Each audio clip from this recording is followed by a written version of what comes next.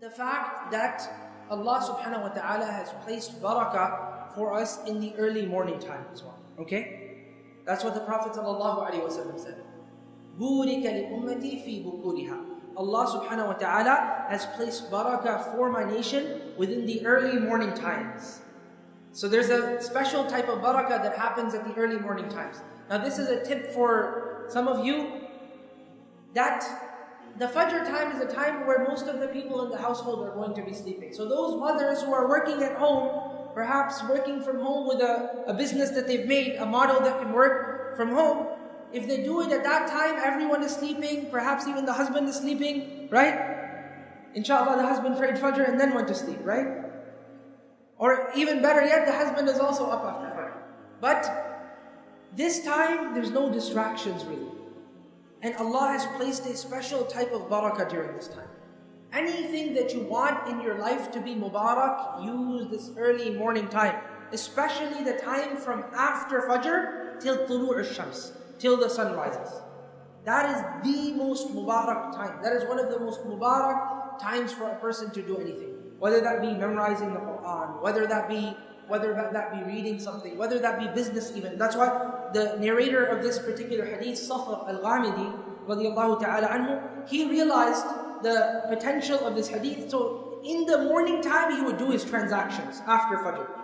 Early morning times when all the merchants in the world are sleeping. And sometimes I go to stores and to, talk and pull the leg of the merchant. I will say, why don't you open your store up in the morning? Of course, Fajr, where I come from, it's a little bit later.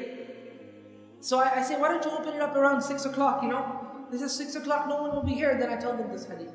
Even if no one is here, Allah subhanahu wa ta'ala will place barakah. Who is going to be there even in the modern society? People are sleeping. Sometimes in Medina, Fajr becomes really early. Some people are going to go to sleep. Not everybody is going to be practicing this.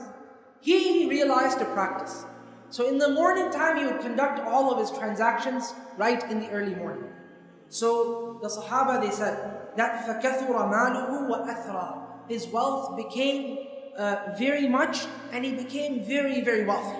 Because he would conduct all of his business right in the early morning time. To a degree that some of the narrators, they said that he had so much money that he didn't even know where he should put it. Like he didn't have enough room in his house to keep his money.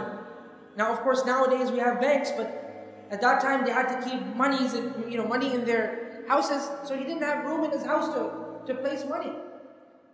And normally people of wealth have big houses as well, so you can think of that. This person had made so much money simply by doing his transactions at early morning time and attaining that barakah. So anything that you wish to do in your life that you want to have barakah in, do it in that early morning time.